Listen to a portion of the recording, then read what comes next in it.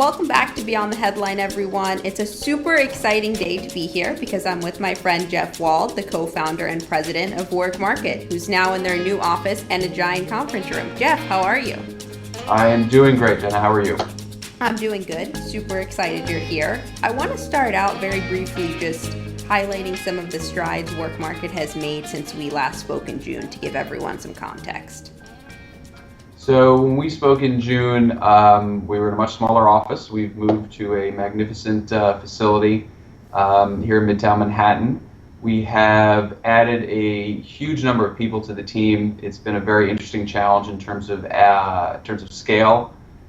You know, adding a huge number of people to an organization of this size, and we basically have doubled the size of the company from approximately 50 to approximately 100.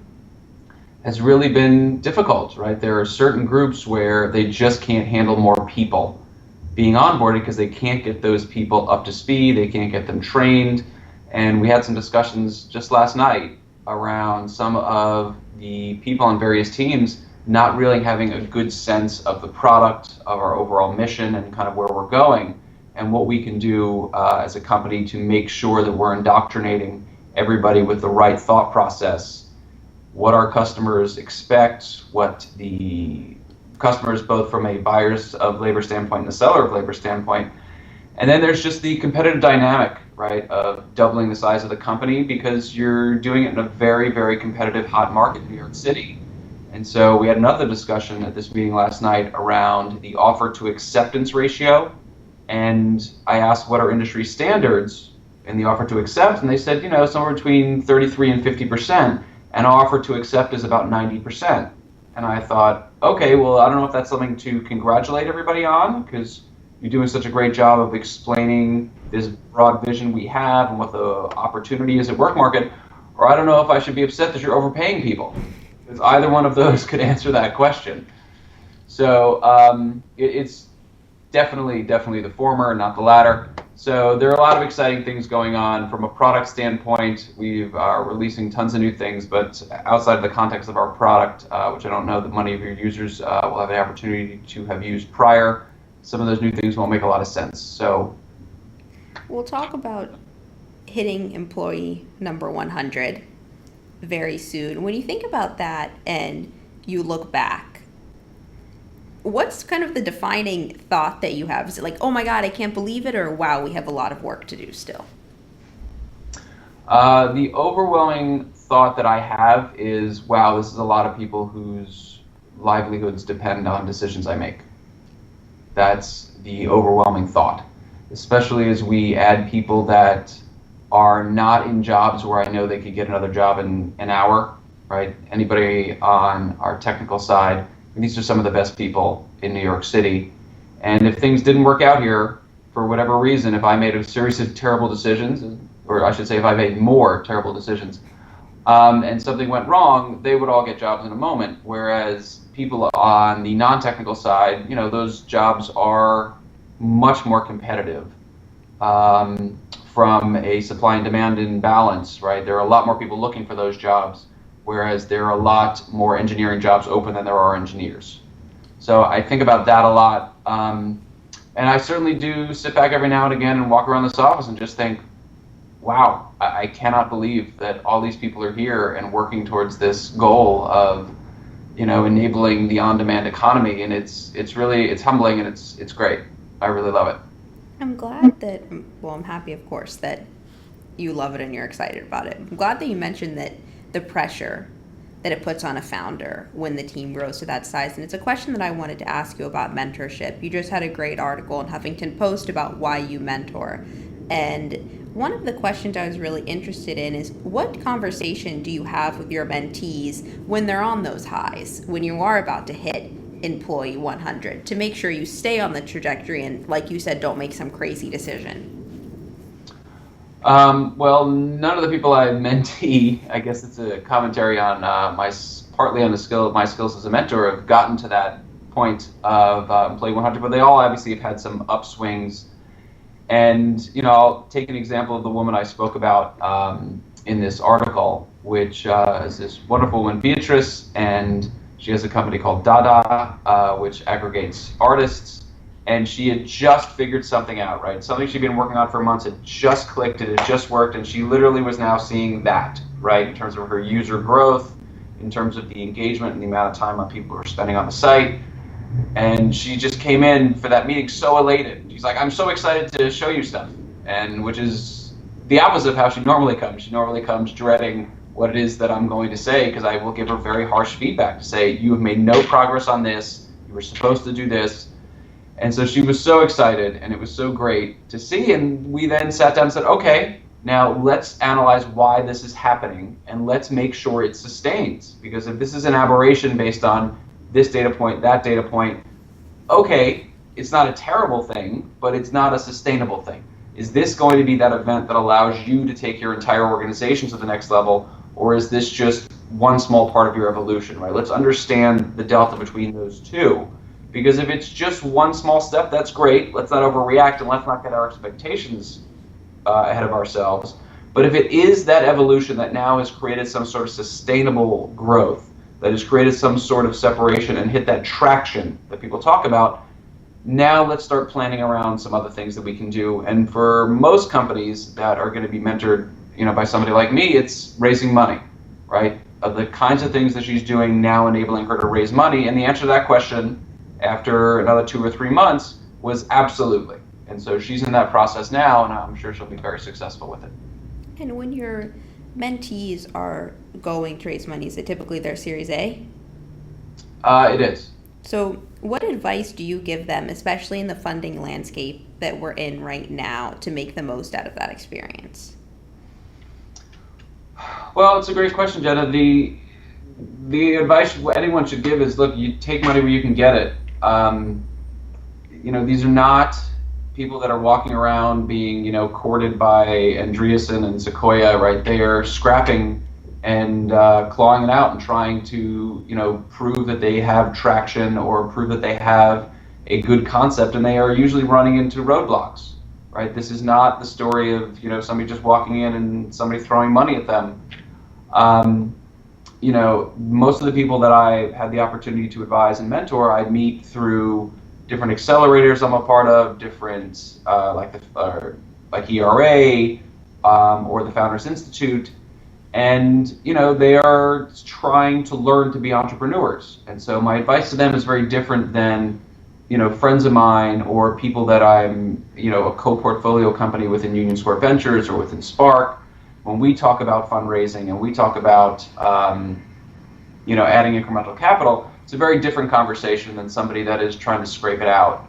And so, you have to be very judicious with your time, is what I'll usually tell the people I'm mentoring. But you got to take money where you can get it. The only caveat to that is not all money is the same, right? People that are taking 3 or 4 meetings to decide whether or not to give you $25,000, just stop. Don't meet with them anymore.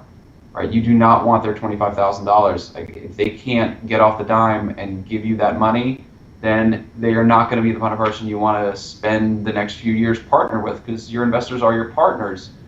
And so you have to look for people that are going to write you that check, turn to their accountants and say, write that off. Let's just assume it's going to fail, and say to you, best of luck. Anything you need, call me. I will get you anything you need, make introductions to customers, to potential employees, I'll offer advice, but I'm not going to call you, right? Because you have enough shit to do. And so if you need me, call me, but otherwise, good luck.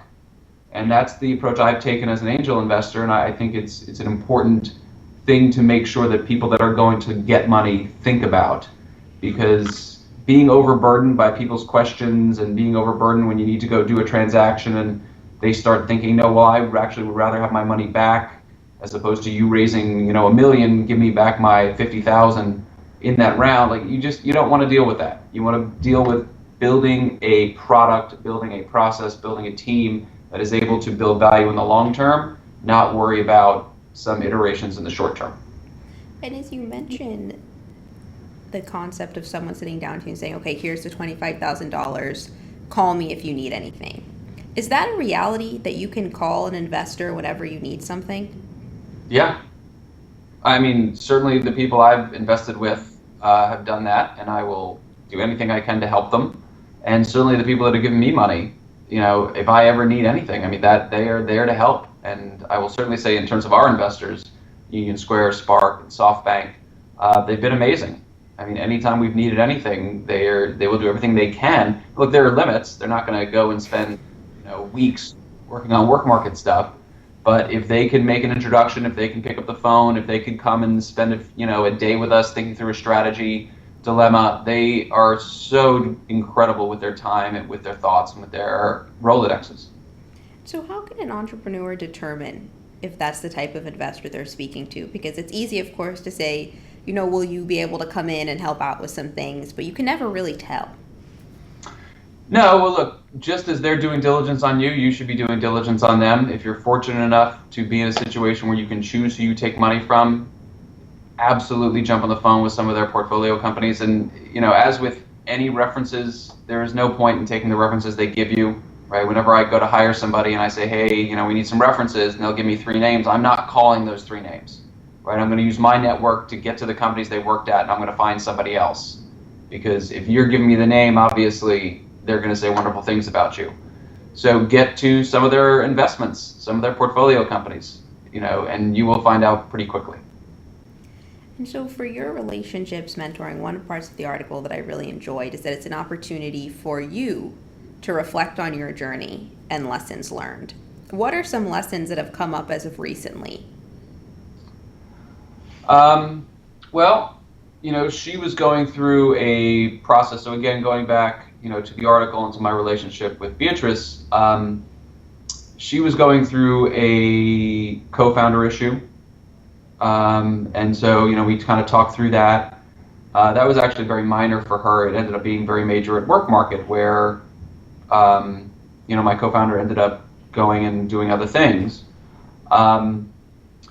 She was dealing with some issues in regards to hiring her team full time. She'd been working really on a contract basis with a team down in Venezuela.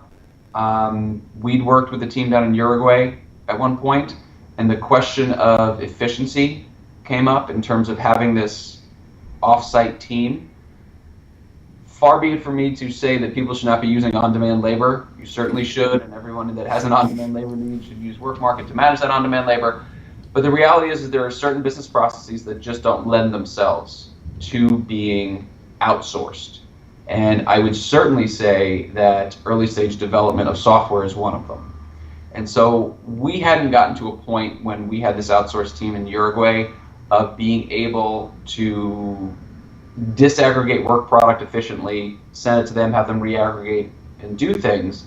Beatrice was in a position where she had a whole team down in Venezuela that, which is where she's from, was working and doing an incredible job, but they were fearful because of the political situation in Venezuela. They were struggling because of the economic situation in Venezuela. Even though they were getting paid in U.S. dollars, they're just, they'd have to leave work, during the day because someone heard there was shampoo somewhere. And so they'd run across town trying to find some shampoo because they just couldn't buy it anywhere.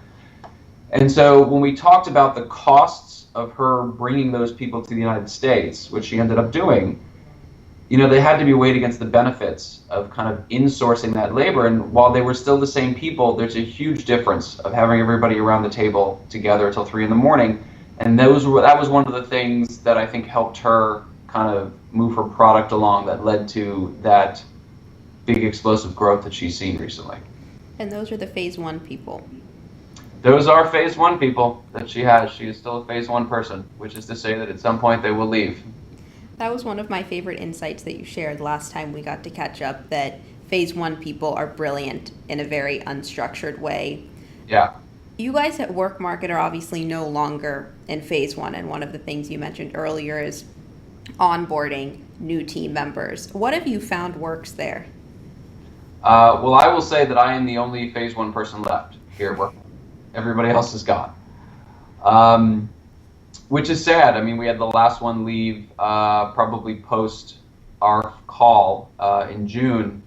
She is one of the most amazing people, Rocio Delgado. She ended up, I think, running, I don't know, I'm saying I know she went to GitHub, I think runs to their New York office. I don't know what her exact title is.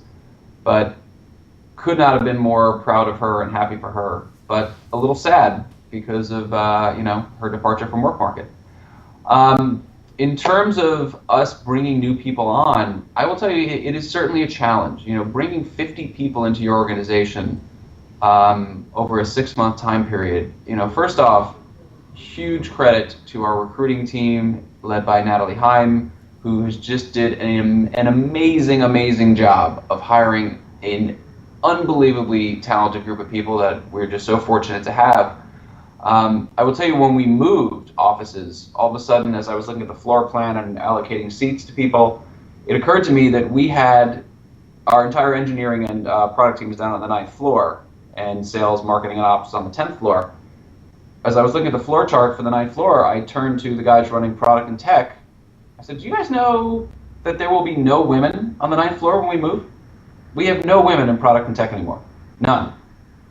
And we were all a little surprised by that. Rocio leaving obviously was one of them, and 2 or 3 others had left as well. And I said, all right, well, that's obviously ridiculous. So let's see what we can do to change that. And about a month later, I asked the gentleman by the name of Brent, who is one of our senior directors in engineering and does a lot of the recruiting. It's like, Brent, I still haven't seen a female hire. He said, well, I interviewed about 6 women that you probably would have hired prior to me getting here, but the bar is higher now.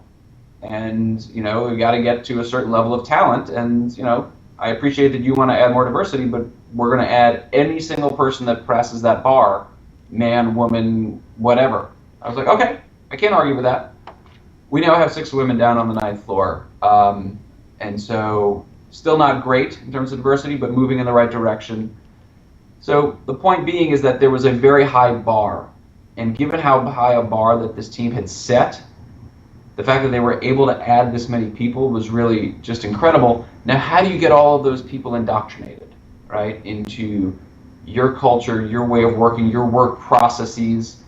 Well, I would say we actually, as any company should, we try to dog food as much as we can, and so we use our own product. We actually use the work market onboarding process that our customers like Yahoo and SAP and Omnicom and blah, blah, blah, blah, use to onboard their freelancers. We use it to onboard our full-time employees. And so we use the learning management system we built to say, all right, read this, answer these questions, do this, watch this video, answer these questions. And then there'll be questions like, have you sat down with Jeff Wald and, put a half hour on his calendar? Have you gone to lunch with at least 10 coworkers over the last week? Right? Like, we're putting that onus on the person getting onboarded, where you can't answer that question yes unless you have, and you can't get into the group until you've answered all of the questions on all the tests and run your background check and all the other things that you have to do, and then you're in the group, right? So you run your own onboarding. But even within that, given how many people, a lot of that onboarding process, a lot of those questions of, have you spent time with this person? Have you spent time with that person? If you're onboarding 50 people, that person may not be able to meet with all 50 of them. And so we have definitely, or if they can meet with them, they're not spending as much time, right? So not all of those people have gotten to experience a live customer demo. Not all of those people have gotten to experience a live customer onboarding, right? And jumped on a plane and gone to Atlanta to go and see a customer get onboarded. There are just too many people coming on. And so because of that, we are running into some scale issues there, right? Where these new people are not getting the same kind of hands-on treatment that people did a year ago. So we will learn into that, but we also will not go through this kind of hiring burst again. I mean, this was just a massive, massive effort. All the people that are here are just tremendous, and in time they will be fully work marketized. I'm not sure that's the word, but. So part of that you mentioned is getting together with you, and I'm glad that they just have to go to lunch and they don't have to do a Spartan race or something like that. Not have to do a Spartan race. Be a great way to decide who's really committed. It would be a great way to decide who's committed, but yes. My brother did one of those, and it just, when he described it, it does not sound normal. It is really intense. It is not normal. Not normal, but all your watchers should go and do Spartan race, Tough Mudders, or things like that, because they are insanely fun. So I want to go back to the lunch that you have. Something you and I were just talking about is how you can no longer spend as much time with every team member. How are you personally navigating that? Well, I think as with a lot of founders, you kind of struggle with delegating certain things. And me being so incredibly comfortable with people like Grady Leno, who runs our product team, Jim Chu, who is our CTO, with Russ Sachs, who runs our sales team, Ryan Ballard, who runs our customer success team, being so comfortable that they know exactly what they're doing. They know everything this company is about. They know where we've been, where we're going. And so they're the ones having a lot of those conversations now. And so as with any delegation for people that are somewhat of control freaks, it's difficult to deal with, but at the same time, it just has to be done, right? There are certain things that you just have to give up, and you just have to have confidence in your team. The most important part of that delegation for me was giving a lot of my responsibilities to a woman named Liz Sue. Liz is our director of accounting and finance, and she is unbelievable, right? But she came from an audit background, right? She never handled cap tables before. She'd never handled financings before. And so she's learning into things, which is to say, I know I can do it more efficiently. I know if I'm going to go put together a budget, I could probably do it in a day. It might take her much longer than that. But being perfectly comfortable that A, she will get to the right answer because she 100% will. But B, it not being done my way, it not being done as quickly as I want. Those are things that you just got to get comfortable with. And, luckily there are enough things to occupy my day and time that I don't dwell too much on things not being done exactly as I want, because there are 1,000 other things that I need to be doing. So then is that the way to be comfortable with that? Because I think early delegations, so maybe a conversation that you're having with one of your mentees, early delegations are really hard because in phase one, whatever part of the business you work on literally feels like your baby. True. Well, look, there's never a shortage of things to do, and if you can't find ways to scale yourself, then you're going to have a much bigger problem. Right? Like, if you feel like you need to do everything, which in the beginning of this company, I did feel that way.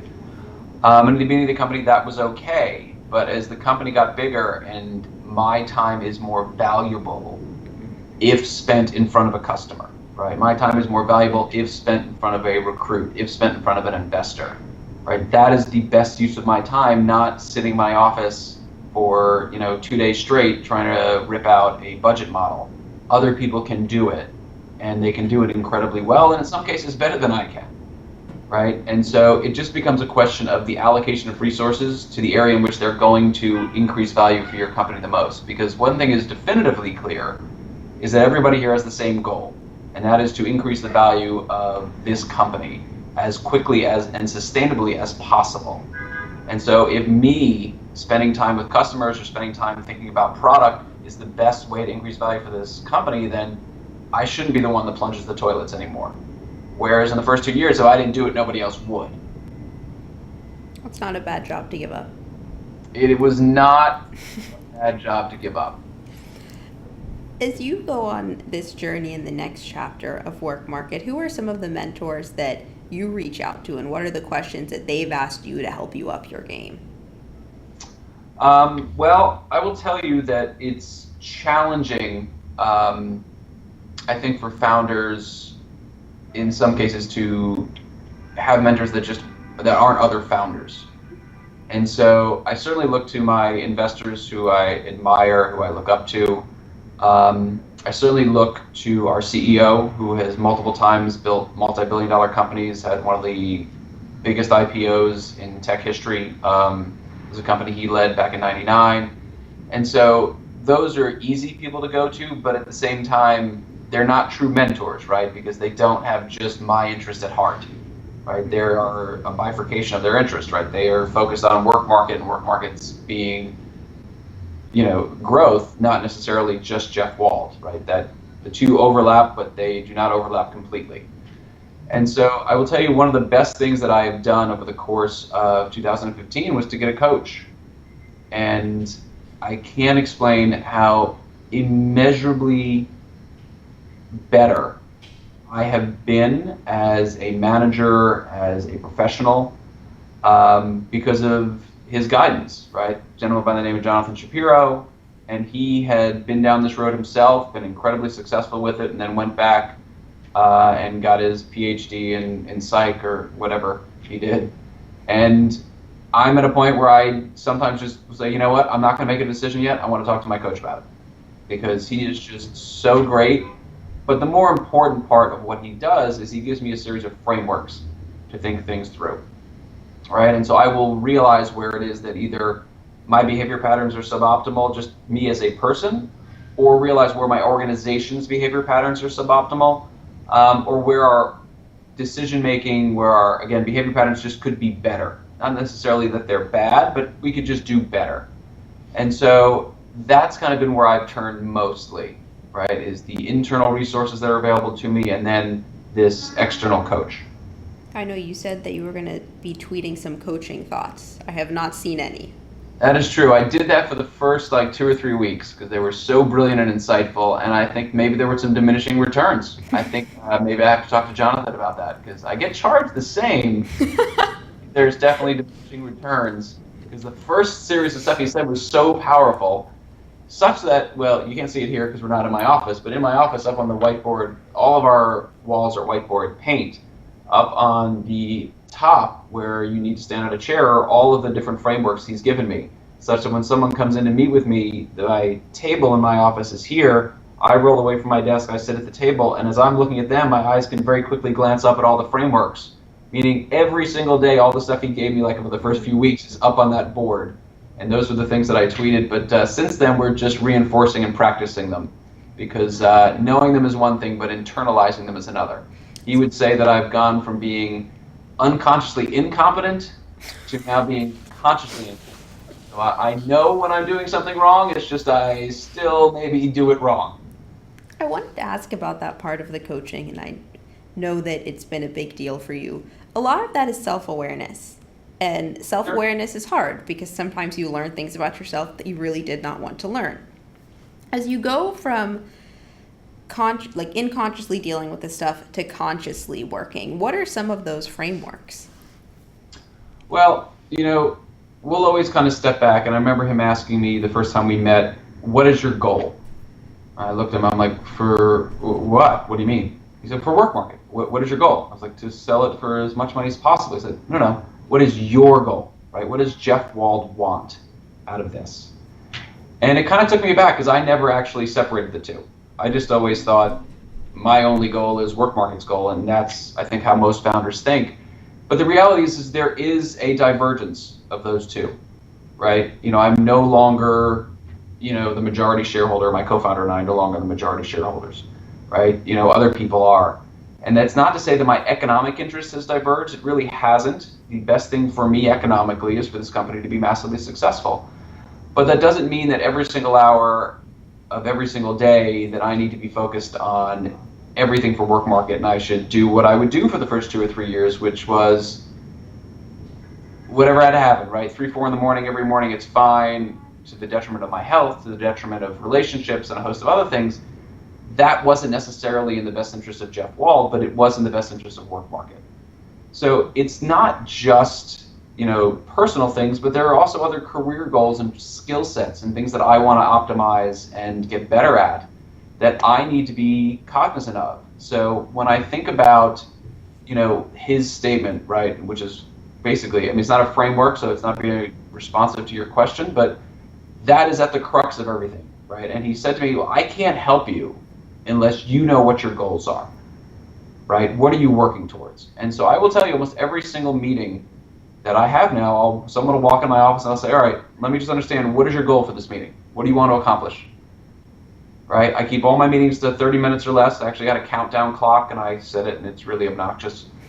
And so... You should do a buzzer. It has a buzzer. Oh.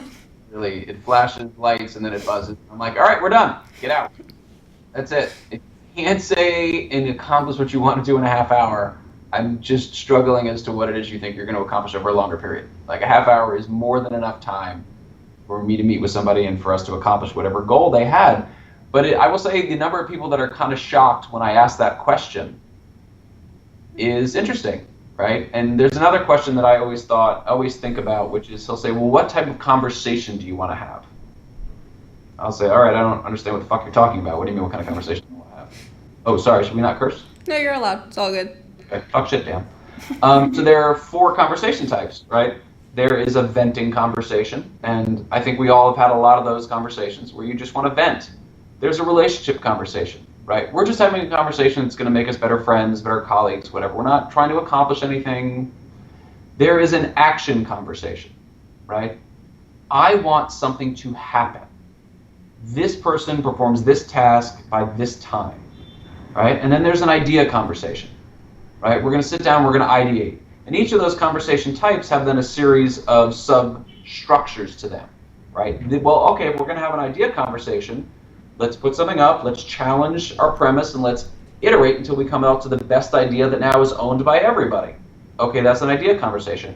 An action conversation can be, I am the president of this company, and I want you to do this, right? And I have that ability to make a demand, whereas someone else would make a request, and you can follow through with that. And so people walk in, I'll say, all right, what kind of conversation do you want to have with me?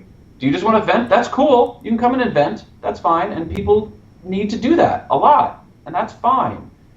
Or do you want to have an action conversation? Do you want to sit down because you have a problem and you want my help in solving it? Or do you want to have an idea conversation where we're just going to ideate on something? Maybe we'll come to an action, maybe we won't. Maybe we'll come to a final thought, maybe we won't. We're going to kind of kick it around. And then sometimes they say, oh, I want to have a relationship conversation, which I generally say, okay, get out. I don't have time for that. I'm not here to make friends. Just get out. Let's have an action conversation, because I like action conversations.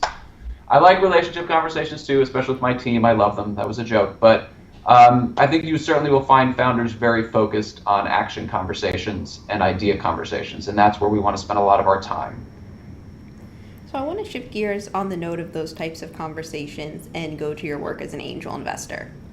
You mentioned very abrupt gear shift, but you tried to make it a smooth one, and I give you a lot of credit for trying. It's a smooth one because I want to know if when you're meeting with an entrepreneur, if you want it to be an action conversation. Like, is it just like a meeting and a one goal? That was a very smooth transition then. Haha. I obviously want it to be an action conversation. Look, it is an action conversation for them. They're coming in and they are making a specific ask. I want you to invest X number of dollars in my company. The round closes, in 3 weeks. Will you come in, yes or no? All right, we're not having an idea conversation. That is what I have with my mentors and mentees, right? I will take it back. We actually have all 4 types of conversations. But I'm not going to sit there and ideate with somebody who I'm going to potentially invest in, right? I'm going to make a decision. And so to the point of you don't want to meet with somebody that has to meet with you 3 times to decide whether or not they're going to put $25,000 into your company, just move on. You really, as a angel investor, should make that decision really quickly, right? You should ask a bunch of pointed questions. You should understand, is it a big market, right? You should understand what it is that this team, how they're attacking it, right? Where they are on the value chain of that market. And you should understand the team, right? Because at the end of the day, that's what you're betting on, right? You're betting on that team. And if you've got a great team that has an okay idea in a big market, just go. Just go, write the check, move on. I mean, if you can, obviously. But you shouldn't be spending any more time than that. To sit there and ideate with them and say, oh, well, that could be interesting. What about this, this, and this? It is so obnoxious to think that you, hearing their idea for the first time, are going to come up with something that they haven't thought about. Okay, you have a different perspective and you have a whole bunch of different experiences, but I would wager that it is a very small percentage of the time that somebody comes in, that someone's working on an idea for 6 months, and after explaining to somebody for 20 minutes, they can completely come up with a better idea. I'm going to guess that doesn't happen that often. And so I genuinely make the statement, look, I don't know your space. I don't know what you're doing. You guys have been thinking about this for months. Far be it from me to, critique it, but I can have my opinion as to whether or not I want to invest in it, right? And it's your job to convince me. Okay. But I will tell you that I think angel investing, because of that dynamic, is dangerous in as much as all I know about market X is what you just told me. I have no idea who the competitors are. I have no idea what the competitive dynamic is in that landscape. I don't know the value chain and who's earning the most rent along that value chain. I know nothing. I don't know what new technologies will come about. I know what you just told me. And that's always a very dangerous context in which to make an investment. And so while I very much enjoy making angel investments, and I have been reasonably fortunate with the companies I've invested in, I actually have transitioned now, and I'm really just focused on being an LP and letting people that do this for a living that I think are just absolutely amazing go and deploy capital, because they can certainly do it more efficiently than I can. I love it. So before we go, because I just realized we're over the 30-minute, now you have me nervous about the 30-minute dinger going off. I know. Well, luckily we're not in my office and nothing's buzzing. There's no dinger. I have 3 questions for you that don't have to do with work, mentorship, anything like that. Okay. Question 1. What is the best gift you've ever received? A good friend of mine sent us 12 Work Market Snuggies. He had Snuggies custom made in Work Market colors and with Work Market logos on them. And I thought it was just the best, funniest gift that we'd gotten. Those Snuggies were snapped up and they've been lost to history. I don't know where any of those Snuggies are. Les Grant, I'm very sorry. I don't know where they are now. But if any former Work Market employees are out there listening, somebody should bring back one of those fucking Snuggies, because it's ridiculous that one of them is not here. Work Market Snuggies. It's a pretty good one. Could be for the Christmas party. It was pretty solid. All right. Question number 2. What is the most challenging part of the Spartan race, and what would you replace it with? The most challenging part of the Spartan race, and one of the many times that I thought of tapping out, is a barbed wire crawl. Oh, I heard about this. And you have to kind of crawl on your elbows and knees, and they specifically do it in an area that's just covered in gravel, and then they have sprinklers going, so you're getting hit with water. It's all muddy. You're covered head to toe in mud, and as you're rolling through, you're scraping up your arms and your legs, and it is a quarter of a mile. And because you have all these people running, you know, I mean, some of these things are a half marathon, right? They're 13 miles long. So you're running, and obviously there's a lot of distance that gets put between you and other runners, but then when you get to the barbed wire crawl, it becomes a huge bottleneck, right? Because it takes so long to crawl through that. So you're crawling with legs and arms and butts and everything in your face, and you're just like, oh God, and there's some guy that's trying to, and he tries to power past everybody, and it's awful. I don't know why they do it. The last one I did was they're all at ski slopes, but this one was kind of earlier in the year, and there was still snow on the ground. And so you're literally clawing through snow and mud and rock. Oh my God. Fingers, just trying to get to the next inch so you can get out of that thing. And it is awful. I absolutely hated every second of it, and they should replace it with anything. Just anything. And they should definitely not have 2 of them in the same race, because that's what they did during their Beast, which is their 13-mile one. That was really, really difficult. Oh my God, wow. Yeah, it was terrible. I don't know how to recover from that. I just heard it. Clawing at the earth, just moving forward, because you are out of gas, and you are just, it's not fun. Last question for you. What are some things that you haven't done yet that you really want to do? Personal or professional? What have I not done yet that I would really like to do? Well, I would like to write a book, and that is something that I'm working on right now with a wonderful woman named Cheryl Strauss-Einhorn, who is a professor up at Columbia, and we are writing a book about the future of work. And so I am very, very excited to do that, and that would be the one thing that I will say here on camera that I would like to do that I have not yet done. Well, we'll all stay tuned for that. As always, it's so much fun to spend time with you, Jeff. How can everyone stay up to date with you and all the articles that you're writing, and also learn more about Work Market? Well, you can see all the things that I'm tweeting about our future president, Donald Trump, at Jeffrey Wald on Twitter, and God willing, I'll have a different topic soon. Sounds like a plan. Thank you so much. Always a pleasure, Jenna.